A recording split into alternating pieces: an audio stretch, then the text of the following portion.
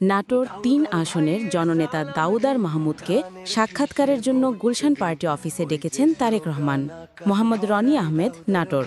বিএনপির ভারপ্রাপ্ত চেয়ারম্যান দেশনেতা তারেক রহমানের ডাকে নাটোর ৩ সিংড়া আসন থেকে সাক্ষাৎকারের জন্য মনোনয়ন প্রত্যাশী জননেতা দাউদার মাহমুদকে গুলশান পার্টি অফিসে ডাকা হয়েছে। আগামী কয়েকদিনের মধ্যেই কেন্দ্রীয় কমিটির মনোনয়ন বোর্ডের সামনে তিনি সাক্ষাৎকারে অংশগ্রহণ করবেন বলে দলীয় সূত্রে জানা গেছে। দাউদার মাহমুদ দীর্ঘদিন ধরে বিএনপির একজন নিবেদিত প্রাণ ও ত্যাগী নেতা হিসেবে মাঠে ঘাটে সক্রিয় ভূমিকা পালন করে আসছেন। স্থানীয়ভাবে তিনি তৃণমূল কর্মীদের মাঝে জনপ্রিয় এবং দলের নানা আন্দোলন সংগ্রামে অংশ নিয়ে রাজপথে নেতৃত্ব দিয়ে আসছেন। তারেক রহমানের সাক্ষাৎকারী ডাক পাওয়া দাউদার মাহমুদের রাজনৈতিক জীবনের নতুন এক অধ্যায় হিসেবে দেখা হচ্ছে। তৃণমূল কর্মীরা এ খবরে উচ্ছ্বাস প্রকাশ করেছেন এবং দোয়া মোনাজাত করছেন যেন তিনি আগামী নির্বাচনে নাটোর ৩ আসনে বিএনপির মনোনয়ন পান। স্থানীয় রাজনীতিতে ইতিমধ্যেই এ খবরে ব্যাপক আলোড়ন সৃষ্টি হয়েছে।